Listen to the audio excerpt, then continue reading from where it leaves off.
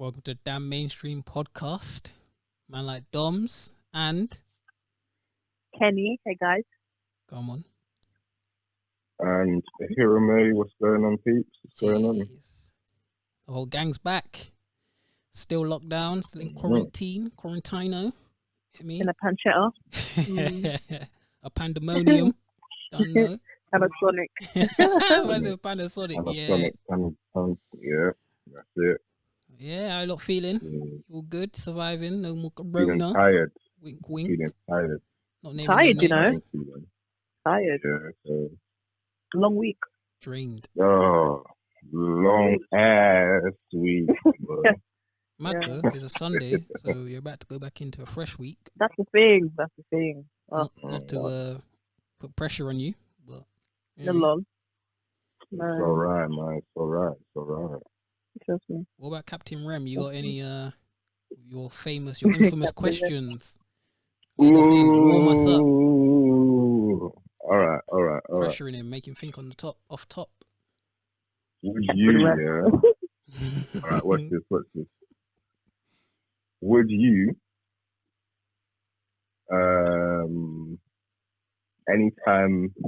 anytime you blink, No. you rewind time, Mm.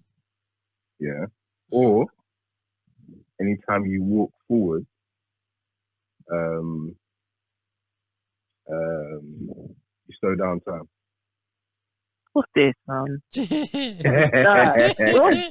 Don't worry. I got another one for you as well. That one's a tune up. That's really bad. I'm taking the walk forward, slow down time, because then I'll just walk backwards, have my camera phone and some glasses, get me the Apple glasses thing. You're smart. Come Yeah, on, do I'm that genius. as well, You know how many you times have you to blink. blinked, G? Bro, trust me.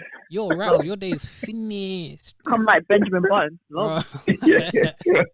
You're donners. Literally. Yeah, I co-sign that. Come on. Definitely. Oh, everyone wants to copy Dom. Everyone wants to be like Dom, man. Shut up, man. Alright. Got this one. Alright. Would you,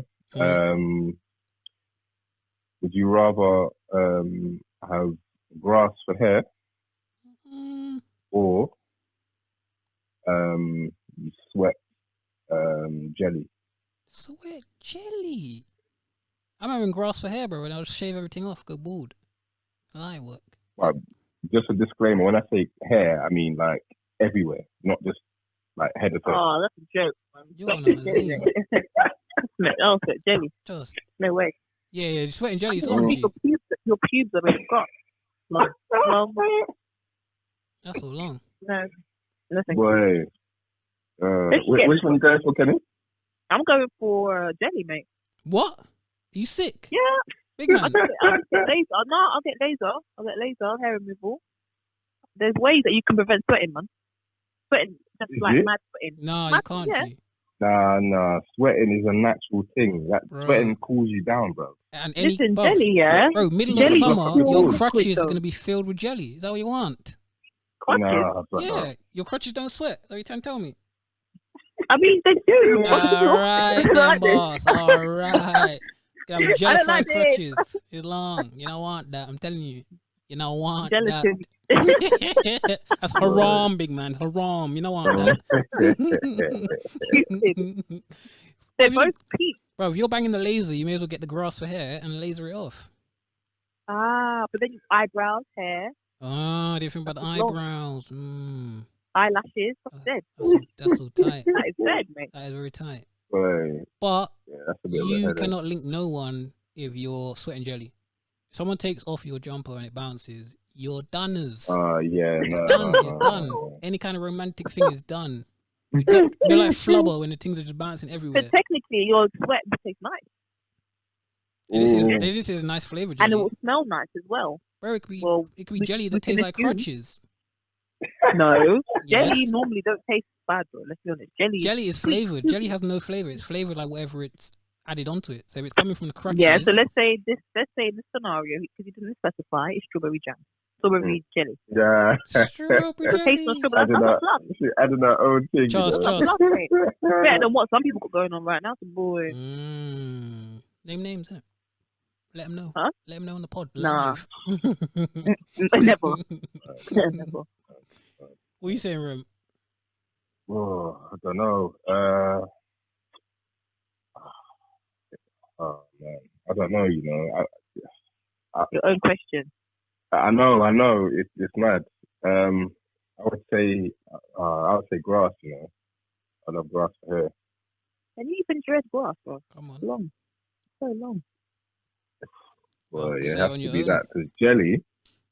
No man, jelly's Jelly's a a bit bit long. messy, You know? isn't it? It's a bit messy. Bro, very Mm. messy. Yeah. G. Think about everywhere you Yeah. sweat, and then imagine that sweat being jelly. Long. Yeah, it's wild. Long. Mm. You can't do no Yeah. exercise. You can't go gym. Yeah, that's what I'm saying. You're gonna leave a hard trail behind. Bro, Bro. looking like a snail. You're gonna be like a slug. Yeah, bro. A slug. A slug. It's Yeah, they can't long. run It's at long. all. Yeah. But who want to go first with a question? Yeah, sure. Oh wait, Kenny, have you No, got? you Have can you go. got You can one go now? first. You can go No, Remcan, you can go. Alright, cool. Yeah. So this topic basically, it's about like masculinity. Like, what does being a man or a woman actually mean? And like, what are the roles that society deem acceptable, and why do we accept these? So I guess for me, like the reason why I kind of thought of this is because like a good while ago, there was a girl that I was seeing, and then I went in like a relationship or anything like that. Mm. No, I She don't. was Come married. on, the guy had to tell No. you. Man, I have to add a Yeah, disclaimer. I Like, didn't come on, like man. her, innit? I was just doing what I was doing, yeah, but come on. Nobody Wow. Nah, She but gonna hear this, said you that. know. Be careful. she was a lawyer, innit? And she was making decent money. This is Mm. Top Boy storyline. And I Literally. was like, and I was like, raw, like what I'm making is nowhere near, nowhere near that. And I think that always played on my mind, innit? And that always played on my mind, like, oh raw, like, okay, if she's making this much, then my little 2 pence isn't like Yeah. Is it really what am I adding? affecting nothing? Yeah, it's not. Like, Not and what does that influencing. mean for the bigger picture? Like, what, does that mean she has more of a say, or like, does that mean Question. the roles are I have a reversed? question. I have a question, yeah? Go on. Right, cool.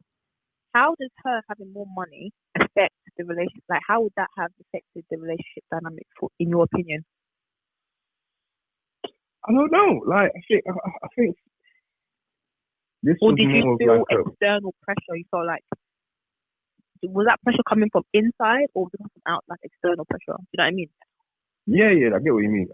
No, it was definitely me. It was definitely me. I think I was just quite paranoid as well. Like, you know, what does this mean? Like, you know, and I think it was a thing where, like, we had a little bit of like a conversation about it. Like, and you know, she was like, yeah, like, you know, this is a big deal to me, so it's fine. Like, you know what I mean? But still, with me, it was something that I had to kind of deal with. And I didn't actually end up dealing with it. So, yeah, I think, like, it's more to do with me and how I see the roles of a man and a woman. Like, from both my parents work, and, like, I don't actually know who was getting more, but then irrespective of who was getting more, it's like my mum kind of knew how to kind of maneuver so that she was and I don't want to say the word kind of behind, but just supporting my dad, and obviously they're equal, but the roles that I guess the more traditional roles were kind of present. Yeah. You know what I mean? So yeah, I'm just kind of opening out. Like, what do you guys feel like the roles are now, as opposed to like parent time or whatever. What do you guys think? I feel like yeah, you go first. Go on. it's kind of a hard question because yeah, I find it difficult because obviously we all know about toxic masculinity, blah blah blah, like buzzword, right? And I think it goes down to whether people are traditional in their views, or they're more modern and like liberal. Because if you're gonna come at it from a liberal perspective, then all of this stuff about the man being the head of the home and the man being a breadwinner and the man, having kind of that responsibility, I guess, is not really at the forefront because, it's very egalitarian in that sense. Or even it can be like the opposite. Whereas if you come from more of a traditional standpoint of I'm a man, I should provide for my family. I need to be making enough to look after my family because I'm the one that's paying all the bills. I'm the one that's, setting the pace sort of thing. So I think I find it kind of difficult to answer that question, but I think generally speaking, if we're just talking like conventional secular like masculinity now, like, it's I don't know, because on the one hand I hear, man them kind of want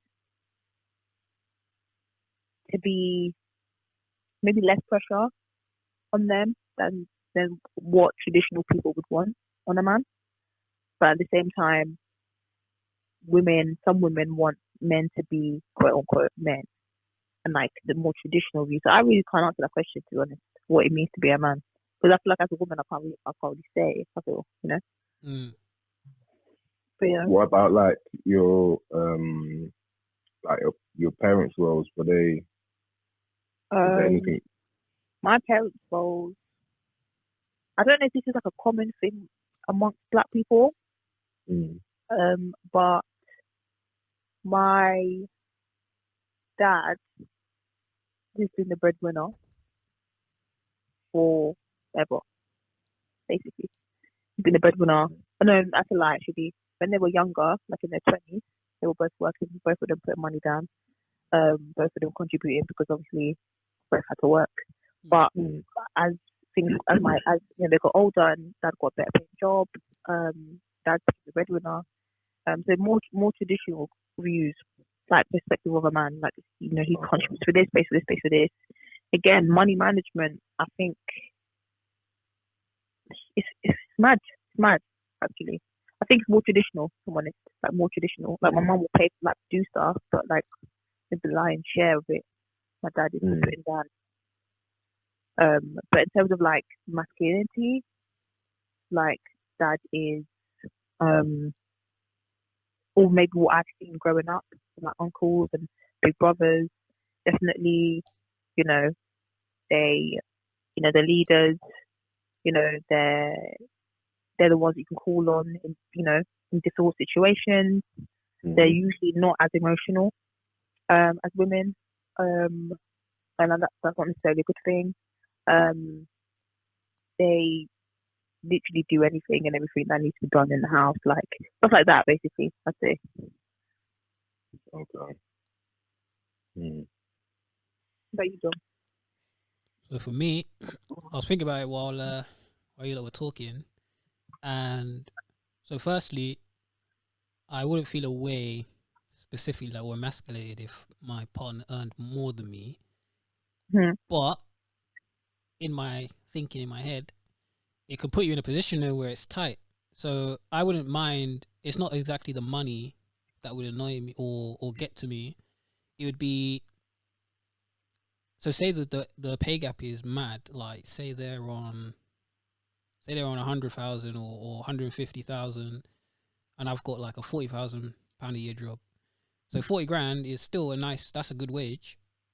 But if they're on 150, the way you're living is going to be well beyond what I can afford. So even though they're covering, I'm now in a position where I know that I don't make no decisions. If they pull back the funding, this are gone. I can't support nothing. I'm there homeless on the trenches. And it's not you don't like being in a situation where it's like you're just a hanger on in it, you're just clinging on and someone else is I just, feel like sorry to cut you off. I feel like there's an assumption that because one of the partners is making 150,000, that their lifestyle's going to be like, you know, just obviously luxurious, and there's some people that make money and they're not necessarily that materialistic, or desire luxury things. It doesn't have to be luxurious, but it's like, say they're on 150, the yard you get and the mortgage you're gonna tolerate is different, isn't it? So like, say you get a mortgage that's $2,000 a month, between the two of you, that's nothing. But if whatever happens, if they were to lose their job or whatever, that stuff would all play on your mind now, because you know your thing, your little piece, you can't cover it. Yeah, your little piece can't do nothing now. So if they look to you for support or for whatever reason, it's a wrap. You have to look away. They look to you, you look away, you look up, down, left, and that puts you in a position where you always just you're always wondering like, what the future hold. I'm now reliant on someone, because even like, it doesn't even have to be a partner. It's like, even if you're living with someone and then you can't provide nothing. So say you're living with someone and you're just doing little fucking minimum wage thing. It's peak. They're paying for food, electric. You start feeling a way about like using too much hot water and this, and you're just walking around all weird because you know you can't afford nothing. You know you're being covered, so you don't want to take the piss, and it's just like, it's not ideal. But this is the thing. It definitely affects you. Like, the ego thing. Same thing. I don't know about ego. It's just you don't want to be a leech, innit? I'm from that perspective. No, it's not even like ego as in being cocky, but just like an element or aspect of your ego feels less than. Okay, yeah. You know what I mean? Yeah, and not even like so like, obviously it's just kind of like an inert thing. Like, raw, like if she's paying, let's say you live together and she's paying for, like, let's say utilities, whatever, and you're paying rent, whatever, and obviously she makes more money than you.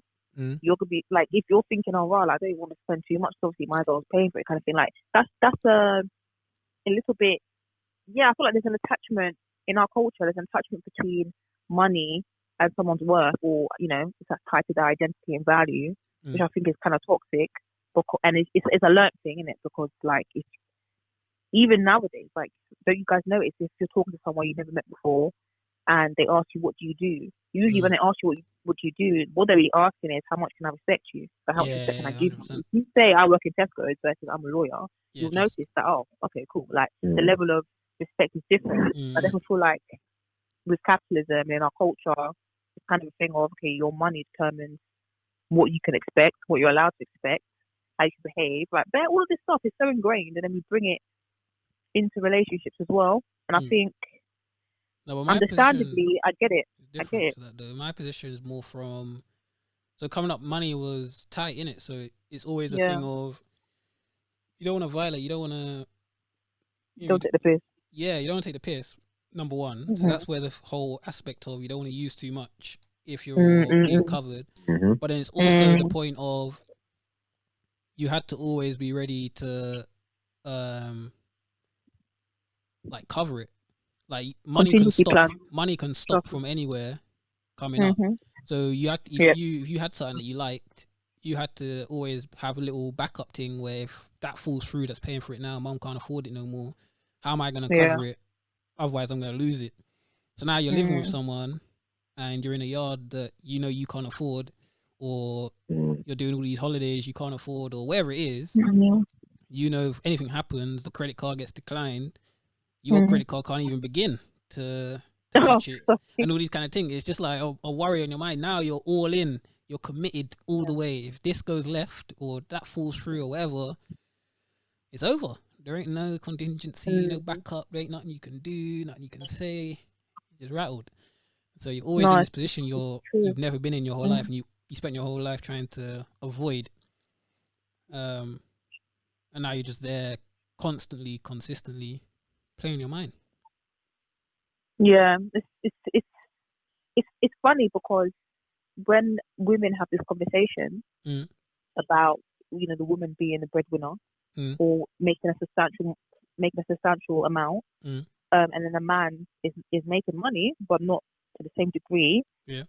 And how sometimes there's been conversations of women should date men who are on the same level as them financially, and by level I mean how much they're getting paid. Yeah. Kind of like around the same ballpark, so that she doesn't have to necessarily alter her, like depending on her lifestyle, she doesn't have to alter her lifestyle because her partner is not making the same amount. Yeah.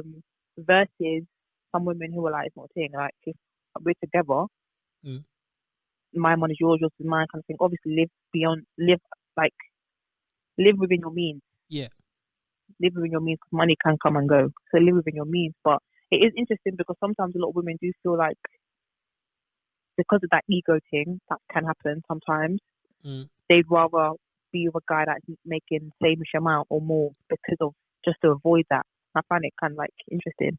No, I think it's interesting as well because I've heard those discussions as well. Women have those discussions, and usually the way it's what's the word, framed is wild, because like the framing is they speak about the hypothetical man as if he's a woman, and it's like, oh, I would love it if someone did XYZ for me, but like the dynamics are different. Like we're never grown up with the expectation that someone will take care of us.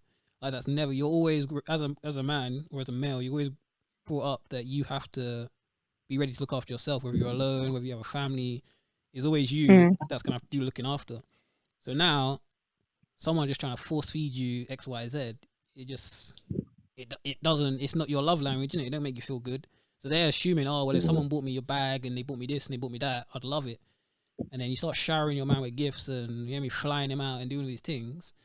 And for him, he's like, "Right, this is a bit tight. This ain't what I'm looking for. I would much rather if you just, you know what I mean, you went for dinner and made me dinner, right? Yeah, we bought a yard or you make me dinner or this, that, and the other. I wouldn't, like, they're looking at their love language and then saying, well, I'd love this, so he would. Then the man ends up triggered because you've been flying him out and slapping him on your Insta, and his like Donnies, his Donnies are talking to him like, yo, well on. So yeah, it's like you have to look at what your partner wants and not what you would want in their position, because if you come up completely different, what you like and what feels good to you might not necessarily be the same, and then you keep pushing this same incorrect like tactic and people get abrasive. So are you two saying that you would prefer to be the breadwinner in your relationship with your significant others? You see, now this is the thing, yeah. Like, I have now accepted the fact that if something like that was to happen again, then I would be able to accept it more. You know what I mean? But I just maybe it was a bit of immaturity, maybe it was ego, like in the past. But I think I'm open to the fact that I may not be the I guess the elite breadwinner. So and I'm okay with that. Yeah. I think, but saying that, it's very complex, man. But saying that, I feel that there's still like this thing at the back of my mind saying, you should kind of be, you should like, being a breadwinner equals power, or being a breadwinner equals control, or and I'm thinking, where is this coming from?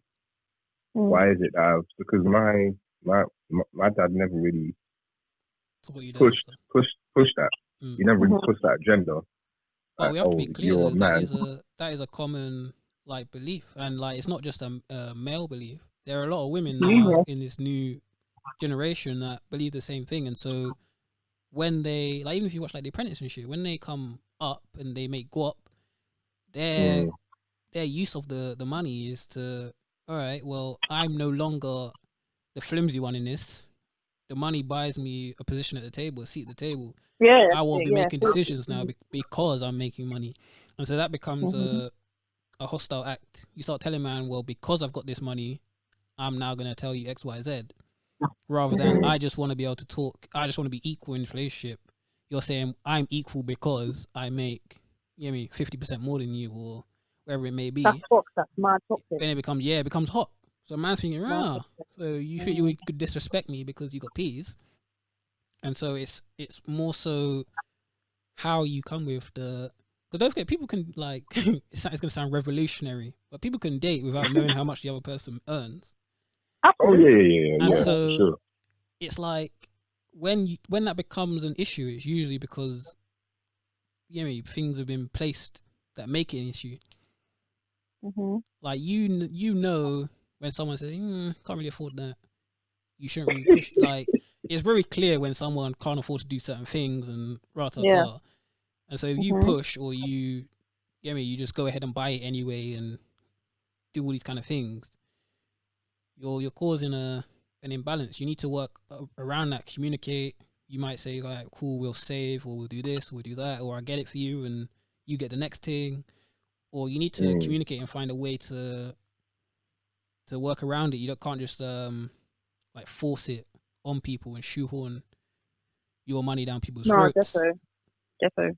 Honest conversation about it, because there are maybe things that your partner will find that he or she may find uncomfortable. I find that oftentimes with women, though, I'm seeing they'll have no qualm to date a millionaire baller, and they're on their young 26 bag a year or their young 25 bag a year. They don't feel away because it plays into the whole narrative of the man's a breadwinner, isn't it? So he's making more, you've got me. But I think if the tables are flipped, it becomes a little tricky. But I think man them need to. It's hard, obviously, because so many voices are telling you, you got to be this, you got to do that, you got to do that. But I do think, man them needs to kind of unlearn it and just be more comfortable. Like the biggest reason, or one of the biggest causes of divorce is money. But with the women and millionaires, like, let's not forget that those millionaires aren't just, they ain't a 50-50 split in that. They ain't just hearing what you got to say. Like, that millionaire has mad leverage in that relationship. It's not just we sit down and discuss. A lot of the time, the man's telling you X, Y, Z. I want you to be doing this, that, and the other. And in return, you're not gonna have to worry about money or yard or food or cars and all these kind of things. But this money is leverage because you don't earn nothing. Depends on the person. But if you don't do nothing, like you have your money, oftentimes what I notice is if a woman makes, like, let's say she's making 26,000 a year, she's dating a footballer. Yeah. He's young. He's gonna want to do footballer things.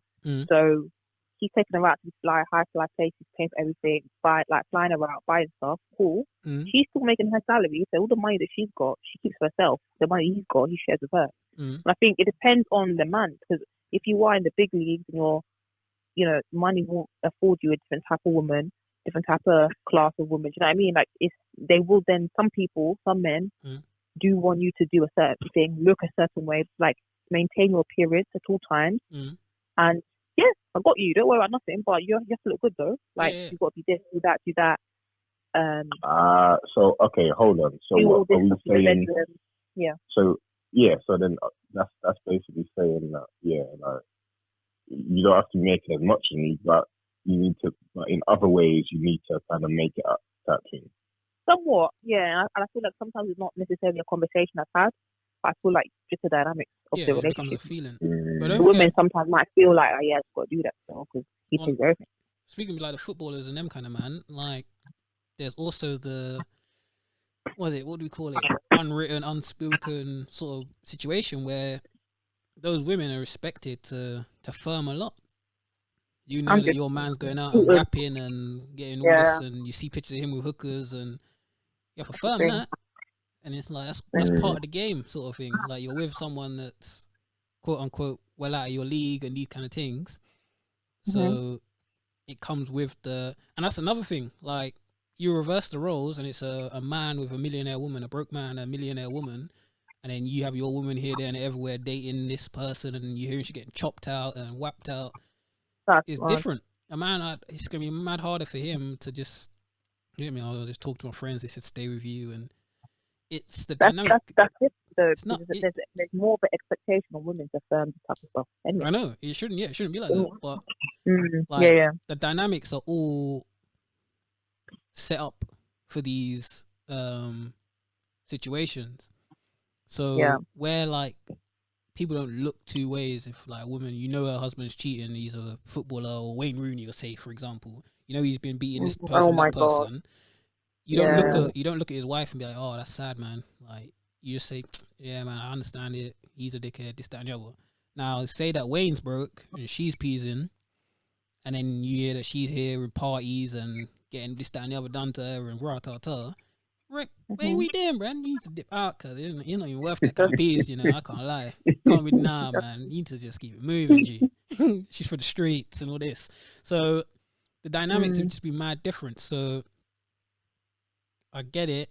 Like everyone wants equity and all that, but in reality, it's not set up that way. It's proper techie, man. Yeah. I feel like money does have such a big, it does play a big part in relationships. 100%. Yeah. Unfortunately, and it can break up relationships as well. And at the same time, like it's awkward. It's really awkward. It's awkward. What do you say, Ram? So, slight change of subject here, like and this is something that is always kind of been in my mind. Like the subject of art over money, or money over art, as in being a creative over being a creative and loving kind of what you do, but accepting that you may not necessarily make as much money as if you just kind of cut out being a creative and then just work 9 to 5 type thing, for example, or solely on the money thing, and maybe not, like having that creative spark on the go type thing. What are your thoughts on job roles and decisions between being a creative or artistic versus like making money 9 to 5 thing? I think people have to be honest with themselves, which I feel like we're getting more and more to that direction now. But essentially, everything has a purpose at a certain time, innit? So, like, if you're young or you're independent, it's fine to be doing this artsy role, and you're trying to find your creative side, and you're just trying to see what bangs, see what clicks. You're trying to rap, you're trying to do paintings, ta. But then at the same time, if you then have kids and this, that, and the third, you can't be saying, oh, well, might earn something this year, might not. See what happens. Like, you have to then just start working to a consistent pay. You need something that's consistent. And then if you can do art on the side, great. But if you can't, you now have responsibilities that need to be taken care of. In the past, it used to seem like people would choose the wrong lane for their circumstances and then become sour. And that's an issue. You have to always deal with the cards that you've got. Can't be looking at the next man's hand, talk about, oh, if I had those cards, I'll be. You don't have those cards. You got these. You got a kid now. You got a wife. Needs a. You got a mortgage. These things can't be selling paintings on Insta Live. You need to do different stuff now. You need a job. You need HMRC to be paying taxes and them things. So it's one of them ones, man. Kenny, what do you think? I think each to their own. Some people are just each their own. Again, you need to be able to pay your bills. You need to be able to eat. everyone's entitled to a roof over their head. Technically, it's like freelancing, basically, versus creative freelancing versus 9 to 5. It's a risk.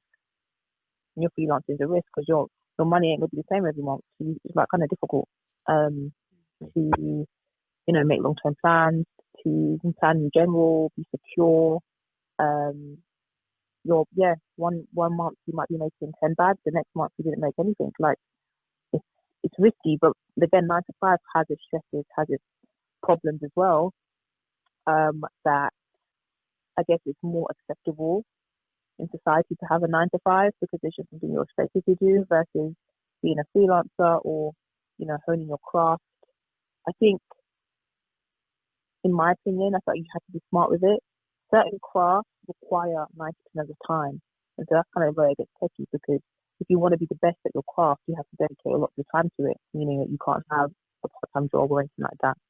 So I think being smart and like maybe having a little side hustle, like holding into your craft until you get to a level where you feel like you can take the risk and fully focus. It's a risk either way. I think about risks in it. So it just depends on the individual what risk they're willing to take because you can work in a corporate environment in a bank and that's a risk because that can affect your mental health. A lot of people work in jobs that they absolutely hate every day, but the money's so good that they'll never leave. Same way people who are doing freelancing are making no bread. A lot of these like influencers, YouTubers, some of them will say I was making no bread, like none, but consistency. Like being positioned in the right place, right time, making good content, stuff like that. So I think it definitely just depends on the individual's risk allowance, like what they're willing to risk. If someone, sometimes as an artist, you have to be willing to say, just of course, I never bust on this ever. Will I be okay? Yeah. That am I doing this so that I can become a celebrity or whatever? Or am I doing this because of the love of the art, the love of pushing the culture forward? Like, be honest with yourself with your reasons why you do it. And if it's a thing of I want to bust, I want to be famous, whatever, perhaps get a job so you can have some security and then push your dream as well because honestly it's a risk either way. Just before we move on though, I want to link the two questions or whatever, or two topics. So I don't know if any of you have seen the Tyler Perry movie called Acrimony. No. Essentially, I'll do a brief synopsis. So they meet in college, they start dating, it gets serious, they're dating long term. I think they're dating let's say 10 years. They get married, ta. He's doing an engineering degree at college and she's doing something else, can't remember. And he basically he wants to be an inventor. So she's paying all the bills, blah blah, covering him. He don't pay nothing, don't work. He just spends all his time tinkering, trying to create something. Long story short, all the money goes into him, so she ends up fucking remortgaging her mum's house after the mum dies and leaves her the yard. And wait, is it a film? Yeah. Oh wait, I think I have seen it. I have seen it. Yeah. She got gin also. Yeah, that was a that's gin. what. How do you feel? How do you feel? Because he was genuinely because that's the beauty of that film that I like. 'Cause I don't really like a lot of his films, but the beauty of the film is it shows you that she's seen it from her perspective at first, and then at the end you get his, and then when you see his, you realize she saw spite where there was no spite. He was actually just enjoying, trying. No, he won't be spiteful. You watch the film? Yeah, bro, he won't be spiteful. Not in the beginning. Yeah. Wait, not in the beginning. Like when he was trying to invent, and he was just leeching the money off her. He wasn't being spiteful in leeching, but he was a leech. But he was like, for him, it was just however I'm getting this money to create what I want to create. The battery is however I'm doing it. However I get it is how I get it. Okay. Sorry, I forgot. I was mixing two films. Okay. One. Yeah. Sorry. No. I think that she was silly because she was listening too much about what her sisters, whatever, cousins, whatever, were saying, and they were in unhappy relationships. She allowed what other people were saying about her marriage to tarnish what she believed. because she knew him better than they would. Yeah. So she allowed outside voices to impact her relationship so negatively that she would disrespect him in front of the family, and then that disrespect started getting mad towards him. And I think after, like, I think as well as an individual, as a person, you can't be so like kind of short-sighted. You can't be so short-sighted. Like at a certain point, and I'm not saying to give up. At a certain point, if you're seeing that your wife's supporting you, she's tired all the time, she's working longer hours just to support your dream, and it's all now 5, 10 years, whatever, it hasn't bust. At one point, you have to think, all right, cool. What can I do to kind of maybe change paths, and like find a situation where alleviate the stress for a bit, and then if I really want to do this, maybe find another avenue to get into it. But I felt like he was just tunnel vision, and I think he was selfish for him to do that, because your wife is tired, bro. Like your wife, you haven't got no kids yet. At that point, if much as they have kids, that's too much. In the argument, though, like the tunnel vision is arguably how we got to that, like the success, and it's quite tight. I don't think it was. I think it is, man. I feel like there's certain personality traits that lead to success. That's why millionaires they're never good people, because good people don't become billionaires. It's like just part and parcel. You have to be selfish. You have to be ready to use people if you want to earn $1 billion. No one earns $1 billion themselves. You earn $1 billion by using the labor of other people. So exploitation. Huh? Exploitation. Yeah. Like no one's got the hours. Like there's no way you've got the hours in your day to earn £1 billion yourself. So your job is now to convince other people to pay you, like to earn you £100 and you give them 10. And it's like that. However you want to slice it is evil. It's not godly. It's not nice. Like, so it's like these people will always have traits that are scummy, and so yeah. It's It's like a bit. Yeah. I think you have to be realistic sometimes. Like you have to be a dreamer, be an innovator. Like have goals, have dreams. Like put in the work, but at the same time, be realistic. If you're seeing that your dream is causing other people around to be unhappy, your dream maybe is not their dream you need right now. Like you have to really be realistic. But yeah, that film was tragic though. True, man. He was a good youth though, man. Still broke off some. But then yeah, he did. But after she now she want the whole thing though. She's like, yo, actually, second fault. Yeah. I understand though. Just need to split me. I carried you for all this time. Literally. No, but don't forget, he did actual calculations and that, like calculated all the stuff that she given up, bought the yard back, and then still gave her a top up money. But she like, I want the marriage. He was thinking of all the things that he promised her when he would get the money, what he would do, like the boat and stuff. That's what she wanted. At the end of the day, you have to cut your losses, man. He gave you what you owe. Bro, you got the house that you lost and peas on top of you. Yeah, cut your losses, man. You're the one that asked for the divorce. Like it's really, Well, I think it was a meaningful like thing to think, because sometimes I don't know, you have to be ready to commit to your choice. And it's not always easy. Sometimes you make a choice and then the grass starts looking green over there. Like, maybe I should go back. Maybe I should undo this choice, but not usually beneficial.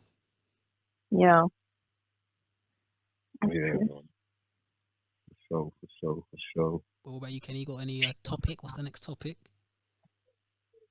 I did want to talk about. There's been a lot that's been happening on social media. And there's one thing I did want to discuss was,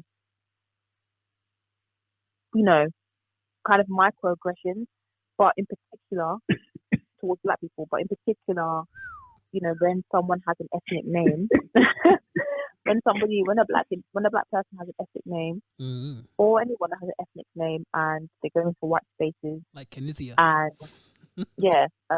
and these individuals refuse to pronounce their name properly, they're committed to mispronouncing it, or they ask to whiten their name, or anglicize their name. Like, for example, someone's called like Timmy Tope, for example. Some people like I call Tim or T. You know what I mean? And what brought this up was the whole situation with like Yolande and this other, I don't know her name still, so other white girl from Love Island. I don't know. The white girl was saying that Yolande was bullying her.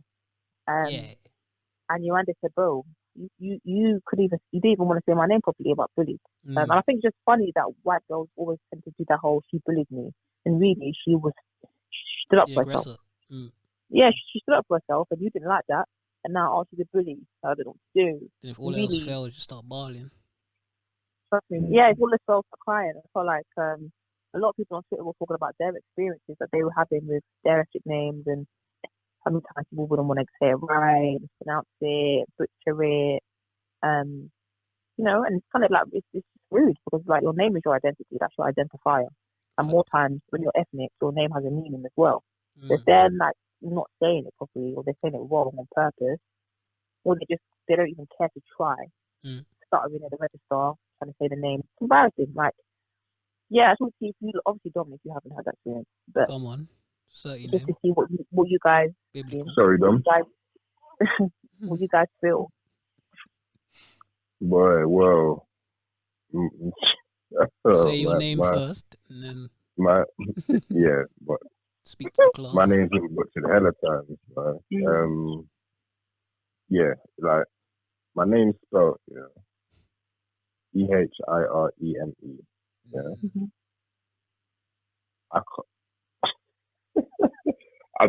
Basically, I'm gonna say a few examples of people tarnishing my name. Yeah. I've been called. Say your name for them. Yes. Say it legitimately, and then see how far away we can get. Cool. All right. So pronounce it Ehireme for my parents. My parents say Ehireme. But yeah, like Ehireme is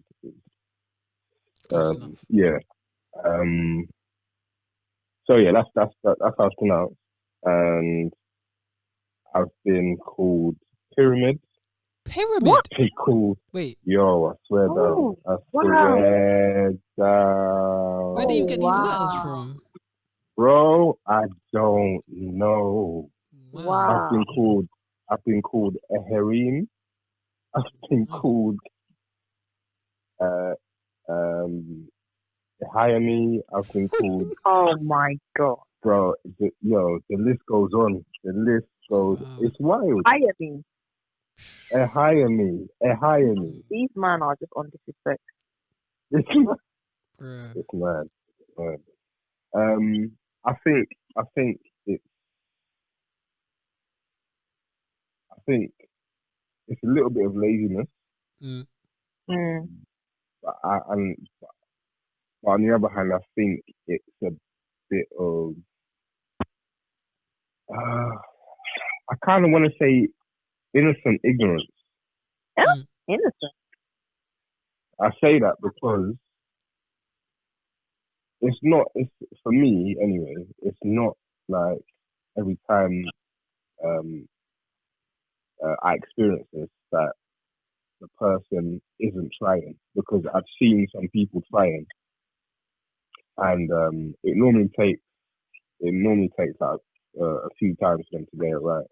Rare occasions, the person said it once and they got it right. But I think I say innocent ignorance because like I see I'm trying, and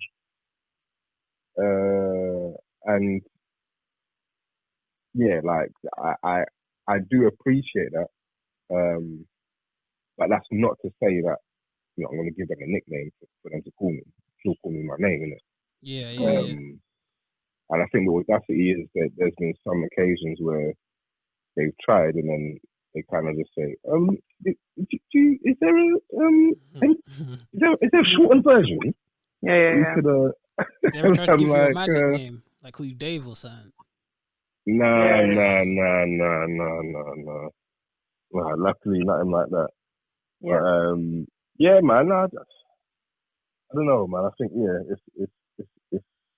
it's a bit of both, man. It's definitely a bit of both. Like I can't put the onus 100% on on them not trying and them like taking a piss. Speaking In of my it, though, Mm. it was if you look back, I don't know what it's like for you lot at school, but when you think back, a lot of the time it's quite mad because you would speak like certain like African children would they would have like English names, so you'd be like Elizabeth or Charlotte or something. But then you speak to them on a level and be like, oh yeah, but at home my mum calls me, and it'd be like, for and sure. it'd be like that's their actual name, but their parents knew from the jump it's gonna be long. It's gonna be long for them in school and these kind of things. So on the birth certificate and that, it's legitimately Elizabeth or something. But what their family knows them as and what they're known as back home and within the community everywhere is a completely different name. But they knew that it's just long. Like it's not worth the hassle it's going to bring to their kid to give them this ethnic name when you can just cut that all out, give them a straightforward English name, and that's quite mad now when you think about it. Like your parents knew from the jump it's going to be tight. Like if you put this in there, it's going to be long. Might as well just. I mean, I think it's smart. Not gonna lie. No, it's smart, but it's like it shouldn't have to be there. It's like if it's like when women say, "Oh, I didn't go out at this time because it's dangerous." It's like it's smart when you see what happens, but then it's like it's tight. Yeah, it's tight that it has to be like that. Yeah, 100. You know what? It's interesting because my first name is my Nigerian name. Right. So like typically,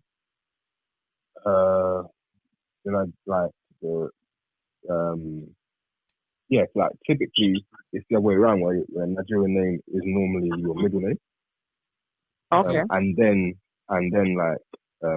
first name is English name or whatever. Whereas with me it's the other way around. And I feel like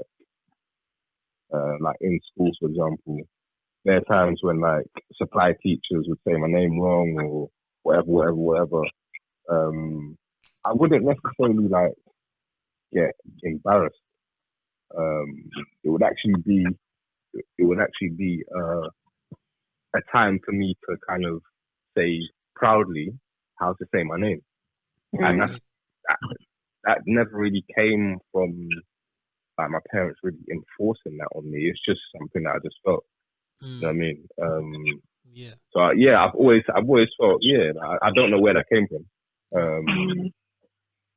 But I have seen that other way where there are African. I went to an all boys school. African boys that are very shy and embarrassed to even say their African name. To the point where. Where'd you go? Where'd I go? Westminster City. Oh, right. Is that London? It wasn't it? You say is that in London? I've never heard that before. Yeah, I don't know where it is, but yeah, it's definitely London. I just don't know why you went so far. Haverstock was too Victoria Street. Bro, no, like 24 straight there. Yeah, but you lived outside Haverstock, like. Yeah, I know.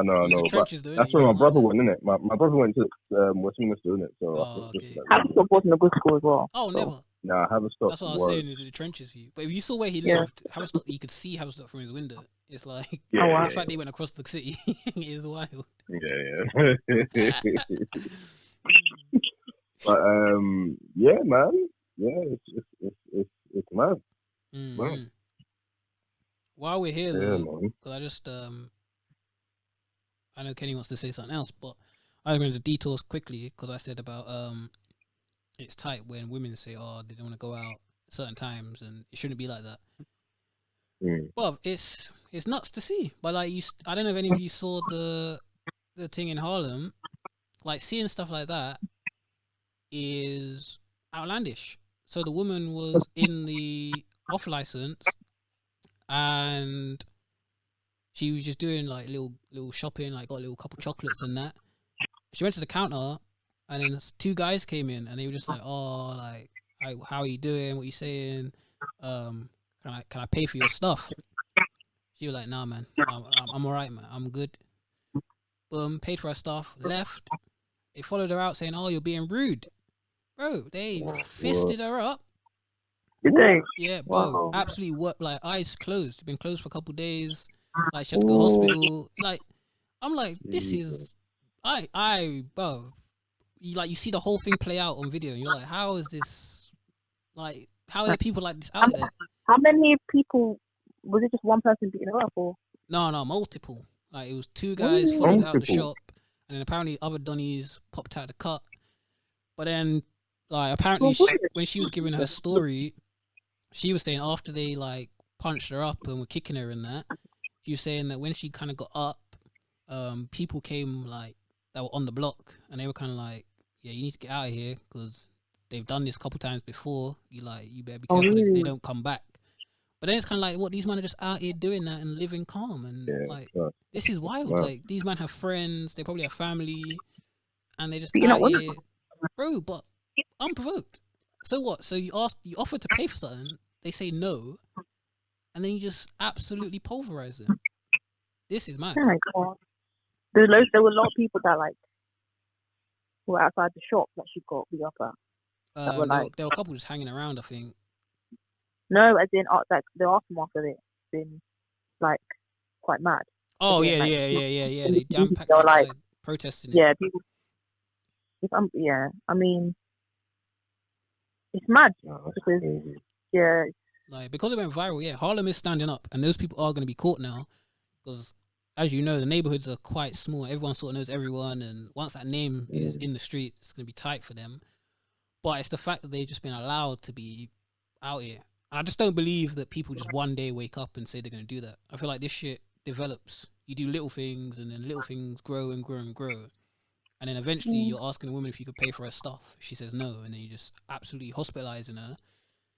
And it's like, why did no one step in? Like, there must have been social workers, there must have been teachers, there must have been people around that saw this developing, and they found their own ways to just let this stuff go. Like, oh, boys will be boys and whatever. And now we just got a sicko on the loose. Yeah, I think as well, there's that thing of even like in a crew or whatever. There always seems to be one that's got like a little bit of the screw loose. But then the rest of their peers don't pull them up on it. Yeah. But yet they follow this person to do all bits of madness.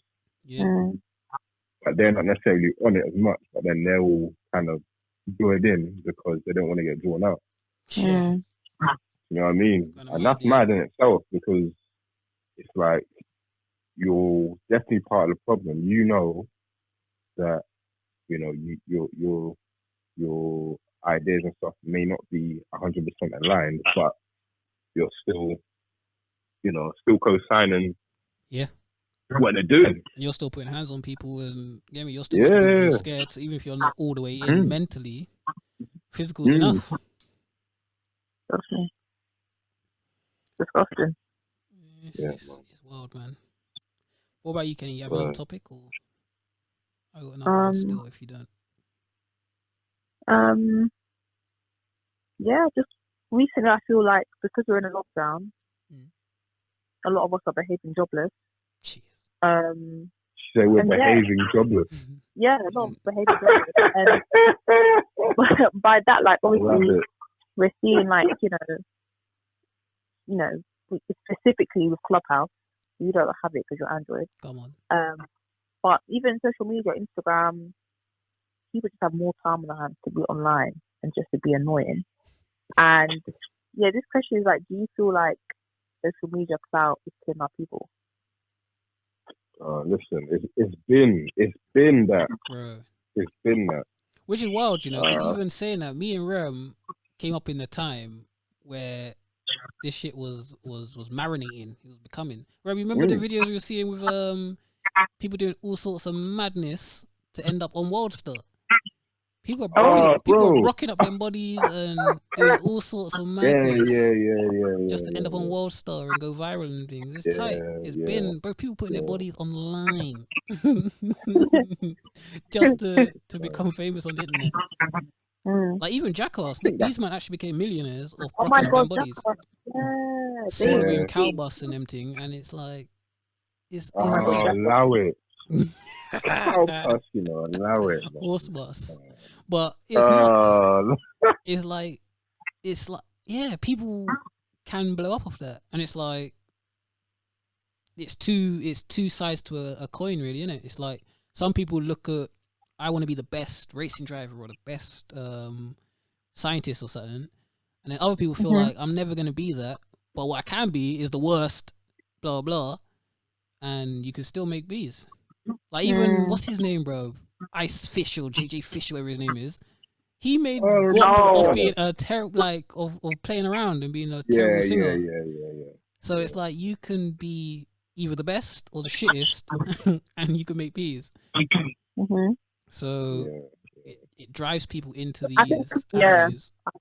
Absolutely. Just gonna say, like, say what you think.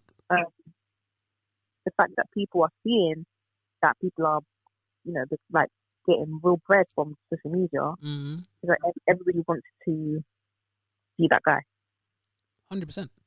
And I can't even lie. Why wouldn't you? Like after you saw what's his name, Fraud Bay, this is a demon. Rattled someone's life. Called himself Fraud Bay. Released a track. And man's doing podcasts and get me little specials, getting peas off being a scumbag. So it's like, what use is there following rules and suffering when you can just do whatever you want and still blow, still be loved? So it's like if there's no repercussions to being bad, then for some people there's very little incentive to be good. Yeah. But then the thing is that there's always like for them to blow, there needs to be a taste or interest for it. So that then has to be people that are interested in what they're doing. Oh, but there's always an interest in scumbaggery, especially if you never feel like that scumbaggery is gonna touch you. Like in the early days of the internet and everything, there was there's still a website, but it was bigger back then. There's a website called Live Leaks. That thing became huge because it used to show it used to show in graphic detail all of the madness that was going on in Iraq and Afghanistan. So you see a soldier, his head top juiced, like the aftermath of a drone strike, and just limbs all over the gaff. And it's like there's a demand for magazine, especially if that magazine's not your everyday life. If you can just turn it on and off, you just dip your toe in, see a leg over here, a head over there, and you go back to working at Burger King. But for people that are immersed in it and live it, like Syrians and people in Afghanistan and Iraq, they don't want to see that kind of stuff in their spare time because they're seeing it all day long. And so it destroys a community that's in it. But for those that are watching, like, it's nothing. For those that are paying the scumbags doing it, bills and them things, the people that are paying are never going to be, like, Fraud Bay is not going to rob the people that are celebrating him.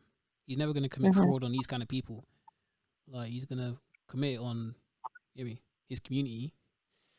So the people that are being hurt by it aren't the same people that are elevating him to a position where he can earn money off this name and off this brand. So there's no incentive to stop. Yeah, you're right. It's quite sad though. Peak. Yeah. It's extremely peak. Even worse, just linking on, do you feel like there's ever been like a unified black cancellation? Like, do you feel like of recent memory there's been something where black people as a whole have said, nah man, that can't run, or that person cannot run, they said XYZ or they did XYZ detrimental to black people, we're riding on this? No. Because cancel culture don't work. No, not even necessarily cancel culture. I mean, literally, we're not buying their product. We're not watching. If they do TV shows, we just turn TV over. We're not shouting about it. We're not raging, but we're just not watching it. We're not paying. We're not putting no money in that pocket. It's not an angry thing. It's not a tweet every day, but it's just we're not putting money. in their pockets. I haven't seen that. Can't lie. And I that's feel what I'm like saying. I've not seen that either. it's often short-lived. Yeah. By like a few people. Yeah. And that's very mad, because if you saw what happened to Reggie Yates, they tried to take man off the board. He had to apologize profusely. The Jewish comment. Yeah, for what he said. But that wasn't loud. They weren't loud with it. They were in places and they just said, "Boy, our money has never been attached to him in it. So you want RPs, you can't have him." And in the end, yeah, like, I'm sure he didn't mean it to come across how it came across or whatever, but at the same time, the pressure was so strengthy. He had to apologize. And it's the same with a lot of people. It seems like every other community will feel mad pressure or apply mad pressure quietly, whereas we're I think because we don't really have infrastructure to kind of like support what we kind of think and feel in our decisions. So I think, like, for example, like Jewish community, they have things that are set up to kind of support their decision making that will make an impact on the desired person. So like with Reggie Yates,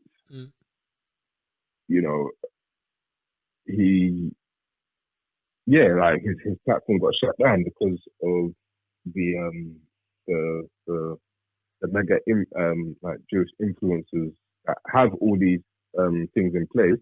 So I don't know, man. I think we don't really have that. All we do have is just the ability to really talk things up or down. But then like Kenny said, it's very short lived.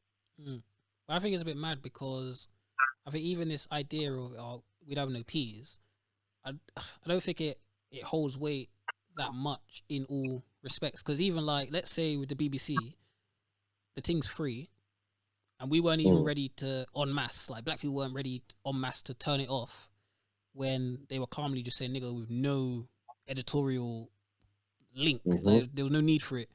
But we were like, yeah, but it didn't hurt my feelings. And no one was like, well, it hurt other black people en masse. Because like a lot of these things that happen, it doesn't hurt every Jewish person's feelings. But they recognize it hurt a couple of them, and I'm riding for my guys. Same with the Chinese when they called it the Chinese virus. Didn't hurt every Chinese person. I bet some were like, that's a bit mad. But they went on with their day. But they saw it hurting the gang. Like, fuck that. Yeah, we were locking off this Donald dude. He getting locked off, bro. So it just seems to be us where it's like, well, I'm good. So I love EastEnders. I don't turn off BBC. You mad?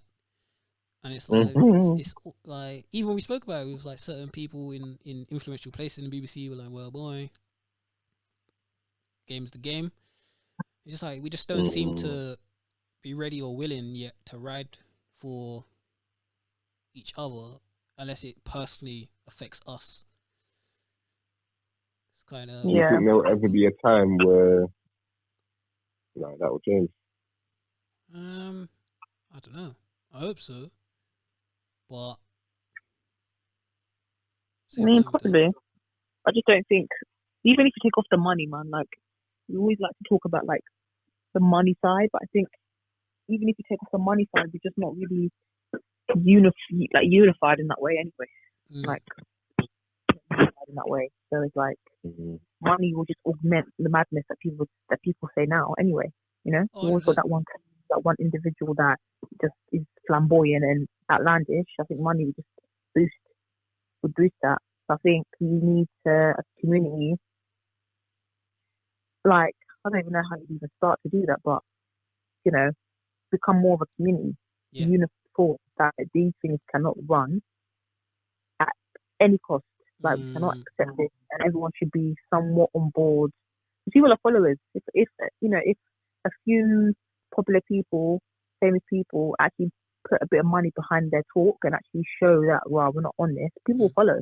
But because a lot of celebrities say stuff, and then after a couple of days, like, they just said it, maybe a tweet, they don't take things like serious. People in general, that's why things just die out, because like, we're outraged. Might comment on an Instagram post or Twitter, and then that's it. You go back to watching BBC. Yeah, calmly. It's tight, man. Yeah. It's like I don't know how we change it, but it does need to be changed if we want any sort of growth. This is peak. Very. Peak. Like when you're seeing what these men are saying straight into the camera, bro, no blinking. That brother is talking about Pretty Patel. Fucking. Bro, he threw blacks in for no reason, you know. But we caught strays in that, you know. That's mad. It's actually mad. Did you see it, Rome? No, I didn't see it. Let me see if I can play the audio through this. I don't think I can. Is this a recent thing? Yeah, I don't think I can play it while I'm on the phone. Let me see. No, I can't. Nice. Type. But yeah, essentially this brother he was watching, he had the press conference on. Pretty Patel was doing a press conference. And he's just saying, yeah, he as a white male cannot be led by, and he used the P word, and he won't be willing to follow blacks either. I was like, what's going on? Firstly, there weren't even no blacks on the TV screen, so I don't know why you even think of blacks. Secondly, it's outlandish. But yeah, in the end, the backlash was wild and he got fired. Did he actually get fired? Yeah. Same day, you know. It's tight. Like it spread so quick, yeah. It went viral so powerfully, so quickly. Like within the same couple hours, his job was like, yeah.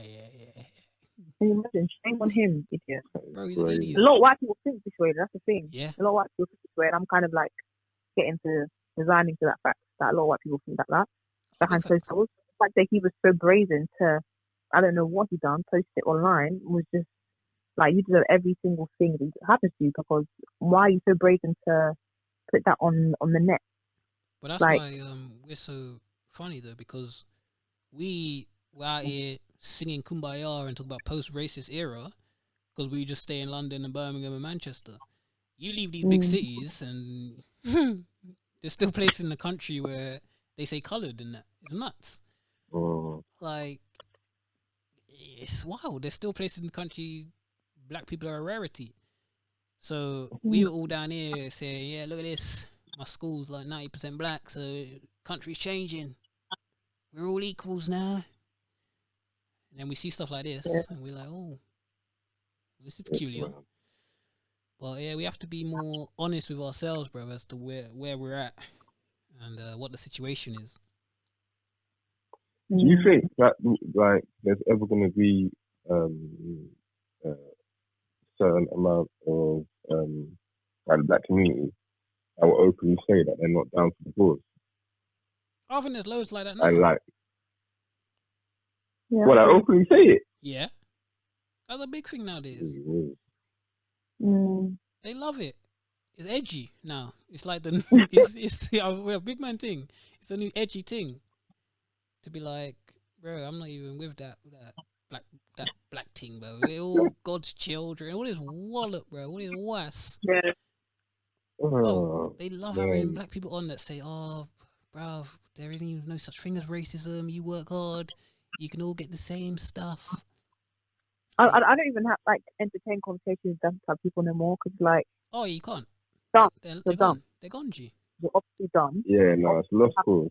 Yeah, if you're obviously dumb, if you're dumb, I'm not even waste my breath. It's not my job to be Google. You're dumb. I'm not going to explain to you. You're dumb. You're just a dumb person. Like, yeah, if you think that, all whites and blacks, you've all got the same experiences in life, yeah, cool. You keep thinking that, man. Just don't say that's the wrong person, you get punched in the face. That's it. Yeah. But they have their white shield.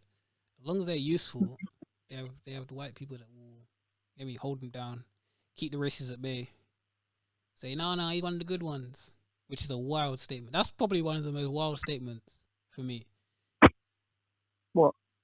If and when someone ever says, oh, he's one of the good ones, you have to lose your mind. You're the good one. You have to lose your mind. One of the good ones. You have to lose your mind. You have to start acting up.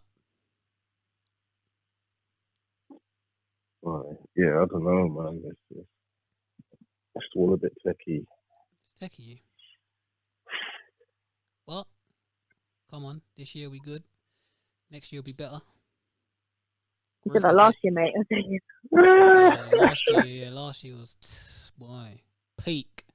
Yeah, but I don't know, man. I think these things definitely has to start with self, innit? So Yeah. you know, they say if you know better, then do better, innit? So the ones that know better are doing better, and it's in some cases. Yeah, in some cases. Bro, I can't believe that blackfishing is still a thing, bro. What? What's that? Blackfishing is still a thing in this big 2021. Big thing. People with 2 white parents talk about, but no, you're black. You can't be black and have 2 white parents. I don't make the rules. I just don't make the rules. They're talking, I'm black adjacent, I feel black. Well, it just doesn't work like that. You can't. Black is black. I don't know what to tell you, big man. But yeah, it's mad, man. Everyone wants to be black, but no one wants the corn that goes with it. They want to be white passing, but black. I don't think they even want to be black. I think they want the coolness that comes with being black. That's what I'm saying. They want white passing so they don't hold no smoke. But they won't be able to say nigger in that. Hear me? Sing all the 50-word songs, 50 Cent songs, all the way. Their whole chest, many men. No, don't tell me. Oh man, it's big, man. Yeah, man. It's actually cold in the trenches. But trenches, huh? Trenches, mate. Bro, peak. But segueing, I have a good question. I want both of you to answer independently, and don't be pressurized by the other person's answer. My heart is beating. Yeah. So I want your genuine opinions on how do you feel about female body hair. Would it put you off? Would you be calm? Female body hair. So how do you feel about it? Yes, how do you feel about it? Would you be ready and willing to go on the first date with armpit full of hair, unshaved pubes, or unshaved pubes? Well, I don't have sex on the first date, so no one sees my pubes. Jeez. But there's nothing to fear about female body hair. Yeah. Come on. No, that's it. It's not really a question to me. So you're calm with it? I like that. It is what it is. Like, it's my hair. Like, honestly, like, it's my hair. Like, sometimes I might trim it down. I might wax it down. Sometimes I might leave it to grow. It really depends on my mood. But there's no narrative behind. So you don't feel pressured? What, to have hair? To shave it? You never had like partners or anything that have... Oh, like my under... No, not really. I've had some partners that have been like, bro, like, you know. But I never do it because I'm just like that. Like, you're not going to tell me what to do. Jeez. But, energy. I think moving forward, like, most guys that I've dated, moving forward, I'm more like, oh, no, like, it's actually, we actually like hair because you're a woman. You're not a baby. I don't like that wax. Like it. Yeah, you're a woman, so I don't really like that stuff. So have hair. You can't tell me to have hair. I have hair anyway. So it's like, just leave me alone. Like, you know, like, yeah. I feel like. Interested now. Out of sight, out of mind, isn't it? So, nah, can't. I need growth. So you go beach now, bikini time, lift the arms up, straight bush. Would you? How would you react? Would you say something? Wait. But you said first date, my brother. I didn't say first date. Kenny said first date when she talked about her pubes. No, you said pubes. Yeah, you said pubes. Well, the scenario that you said pubes. Go on a date. Yeah, pubes. But the scenario was a first date that you said. I never right? mentioned first date. Yeah, okay. I said, how do you feel about female body hair? Oh, sorry. In I general. thought you meant first date. Do you feel pressured by society to shave it? And Rem, do you feel like you need to pressurize women into shaving their body hair? Essentially. No.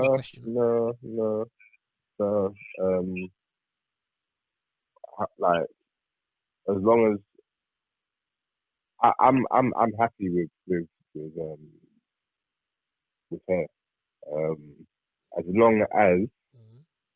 As long as they are clean, as long as you know, yeah, man. Like, I think I'm cool with it, to be honest. I'm cool with it. I can't lie. A good group. I do think, however, that over time, like the media has kind of pushed this thing of woman needs to be clean and smooth as a baby's arse and smooth and all that. So I think that has definitely asked me some questions about how I actually feel about it. I think all in all, I'm happy with it. I'm happy with it. I think it comes from porn. I think that a man has to unlearn that not every girl's gonna look a porn star. I think they say that, but I don't think it holds weight, because a lot of time, a lot of women are the main perpetrators of seeing enough women with a hairy leg or something, or they lift up their arms and they've not shaved their arms. Ew, why is she not shaved? But where does that come from, though? But a lot of these women haven't been watching porn. They've internalized. Yeah, they've internalized a lot of people that say a woman that's not shaved is unclean or doesn't take care of herself and rah ta ta. They've internalized that, but I don't think it's necessarily from porn. No, I don't think it's like 100% porn, but I think there are a lot. Oh yeah, porn influences. Yeah, you see how women look like in those settings, and they want their partner to emulate that. Versus women who have, just people love talking to women about what they should do with their body in general, and they internalize it, and then they kind of project that onto other women. It's like, okay, well, if I've been told about this my whole life, why are you like you need to do it as well? It's like internalizing that kind of toxicity.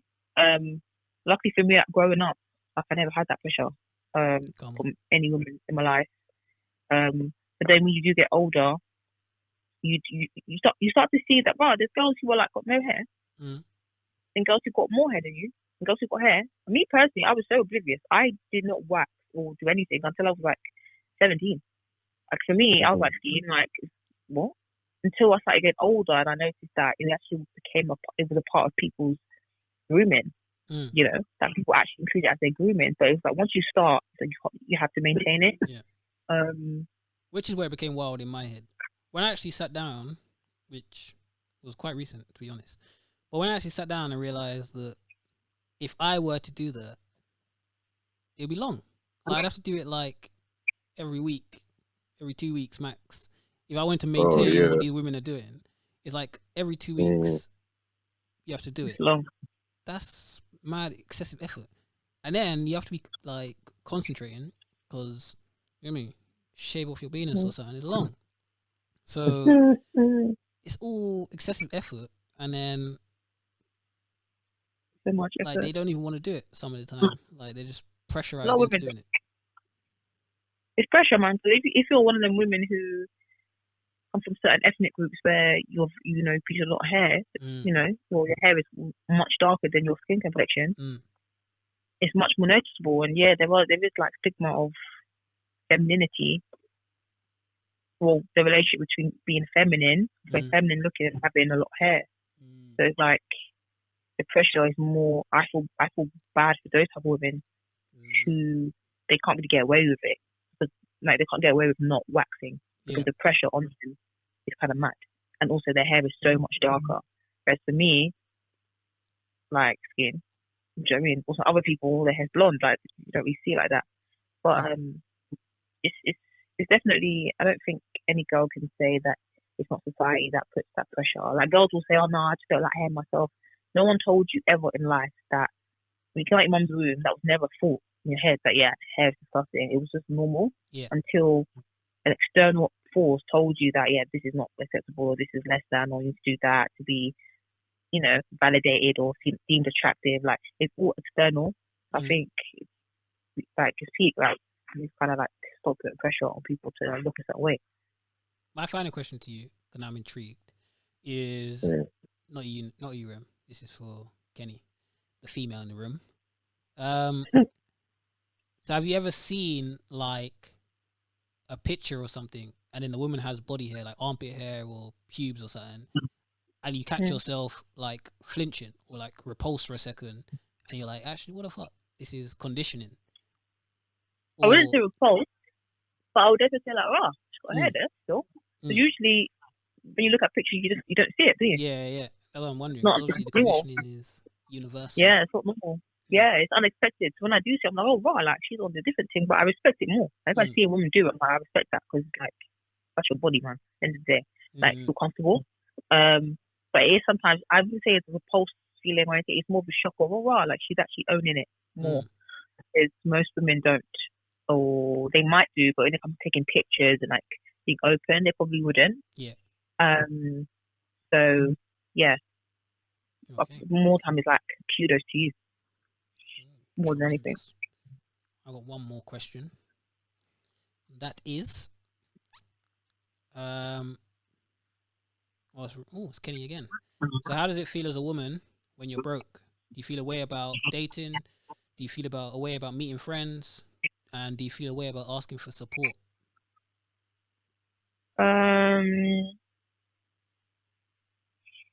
When I was coming up, when I was growing up, the mean streets of London, Izzy, in these streets, like between the ages of probably like 17 to like, I'd say 17 to 19. I definitely attributed money and the lack thereof, or how much money I had, to my value as an individual. And so I'd be feeling up and good when my money was up, but as soon as my money got low, my mental health, my mood would go down the drain. And as soon as I got money, it literally was like up, down, up, down, up, down. And I had to do a lot of like internal work, like conscious internal work to actually say to myself, bro, like you have to be happy when you're broke too, boy, because at the end of the day, like what? When you're broke, you're gonna be upset all the time, angry, like upset, like feeling worthless. All these feelings are just so negative. Yeah. Like I had to do a lot of like unconditioning, and I think after I kind of passed that stage in my life, we thank God, like through like prayer, affirmations, like speaking to people, doing things that made me feel better, and like hobbies and stuff like that. You kind of, when you grow up now, it's like money. Like I can not have money and be good with myself, like be good, like solid. Yeah.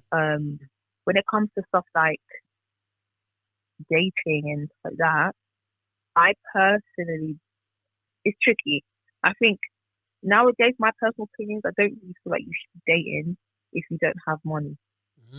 Only because if you're not a creative individual, and you don't have any creative thoughts on how to make dating innovative and different and do things that, on a low budget, if you're not that type of person, then it's best to not date. Because honestly, dating is expensive. If you're a guy, it's expensive. If you're a girl, it's expensive. Like makeup, clothes, looking nice, like transport, all these things is expensive, right?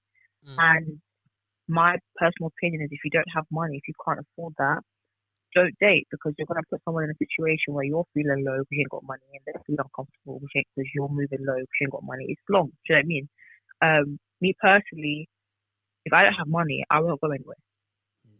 Like I won't go out. Like if people are saying, "Oh, let's go out," like and I don't have money, like I'll decline the invitation, like gladly, because it's not my fault.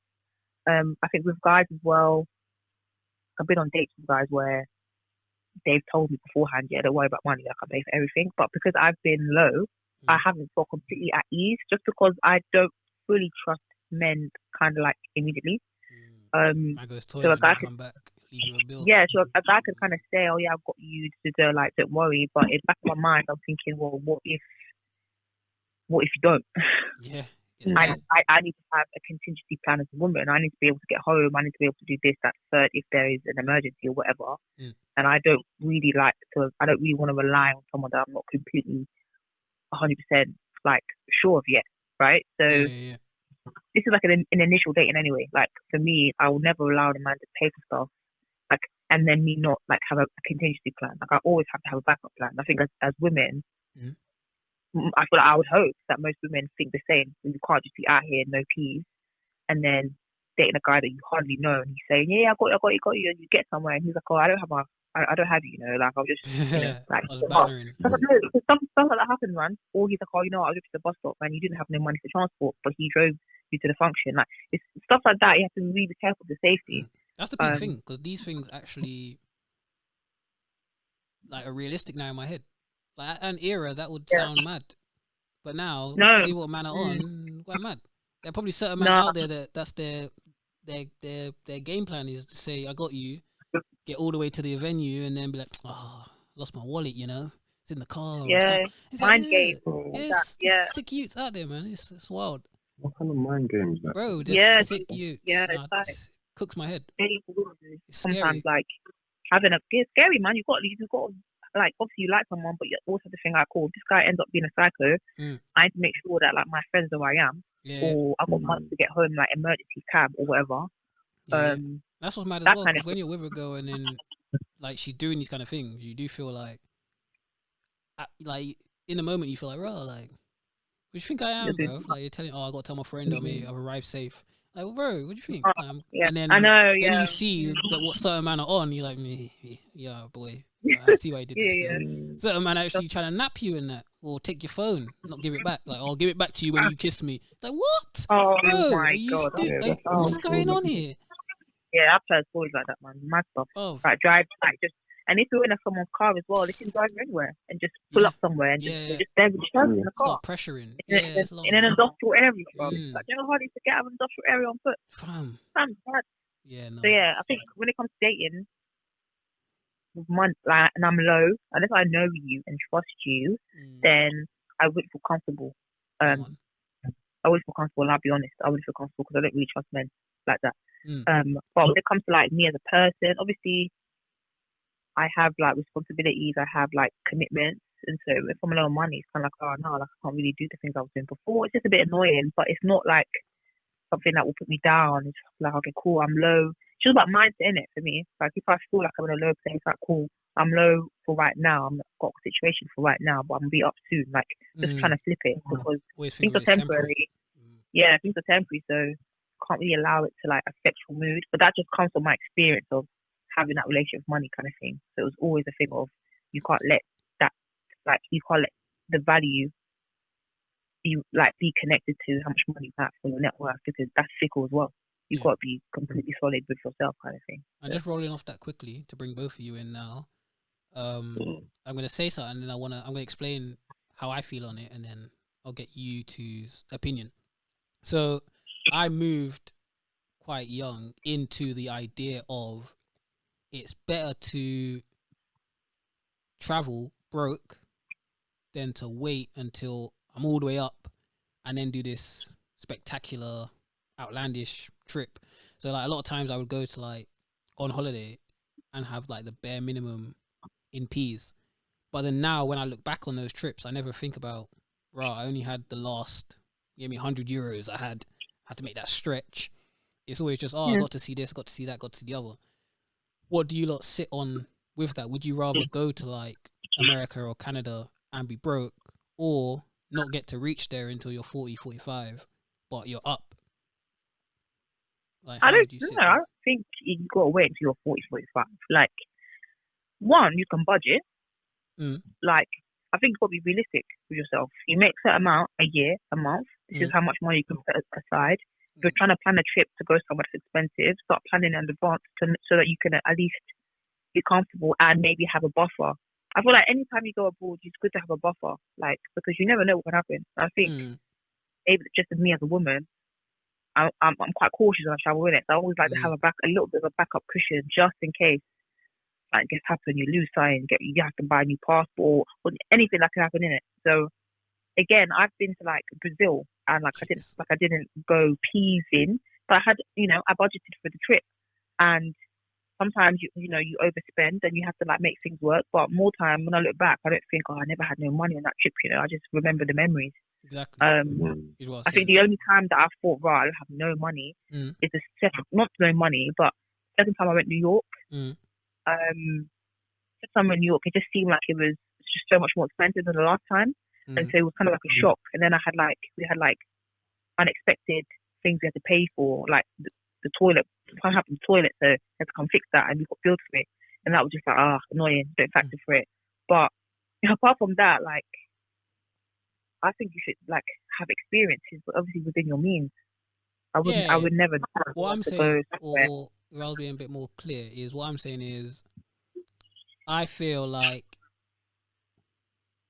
for more or less every working person that's of age, so like 18 to 26, has the ability and the means to go anywhere they want if they put their mind to it.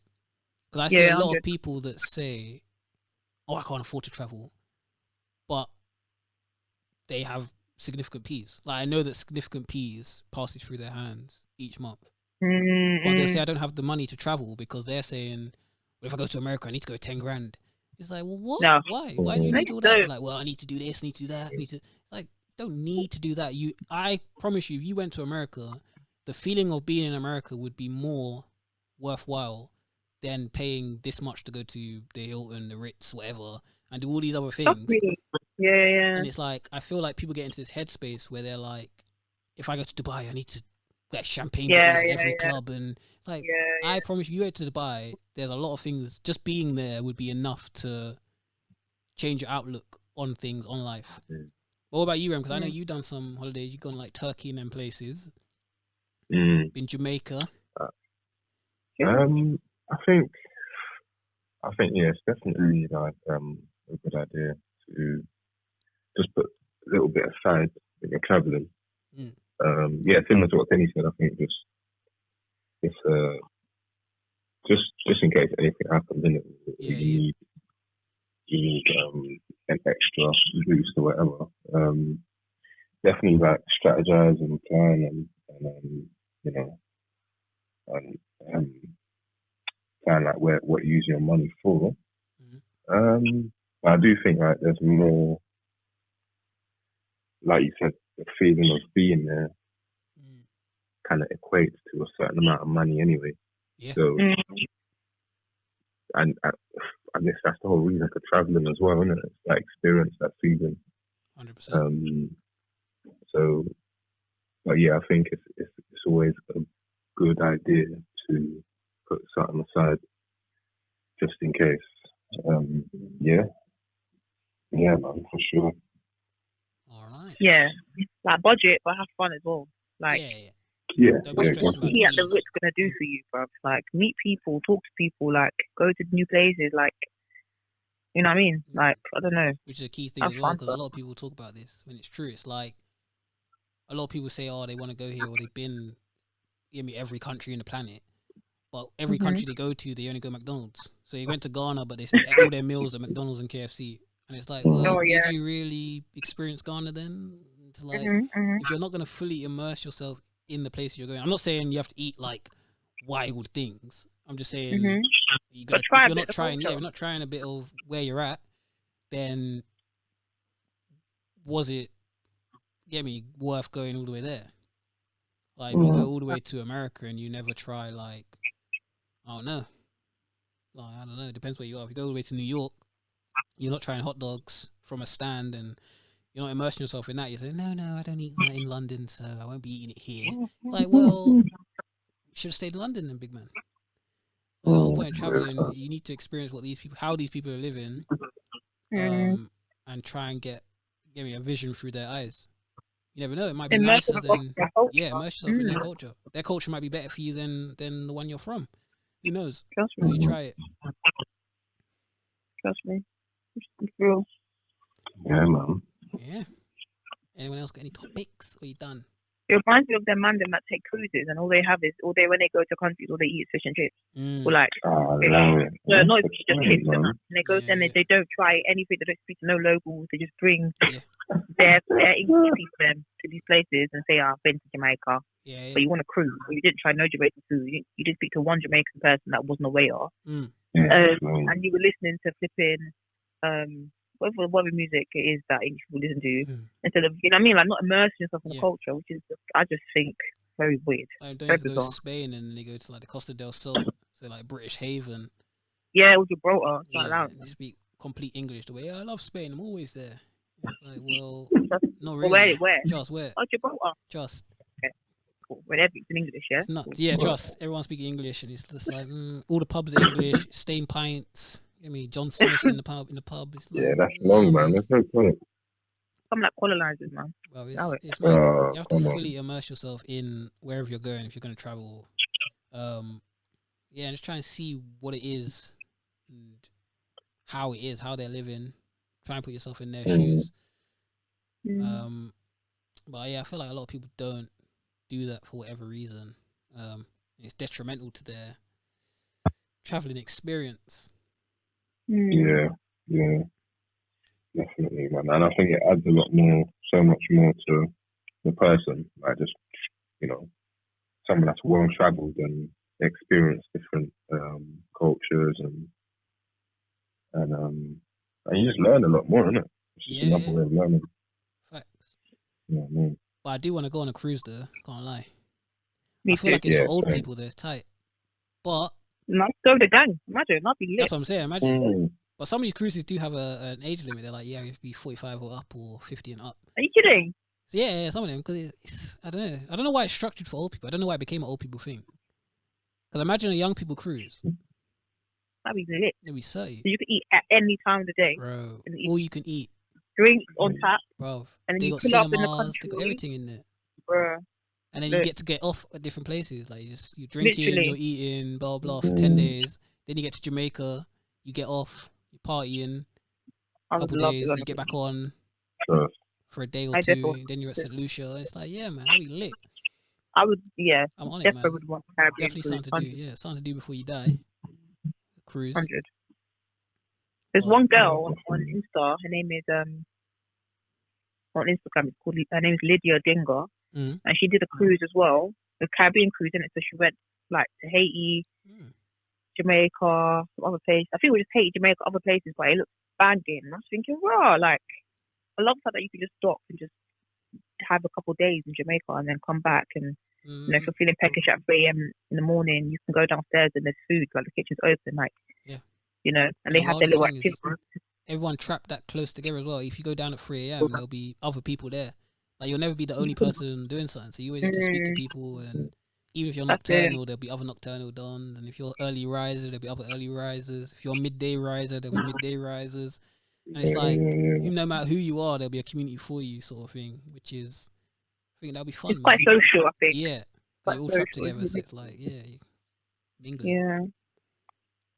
No, cruise is definitely on my. It's definitely something to do. Yeah. Hopefully, maybe 2024 in it, car. So the COVID's moving.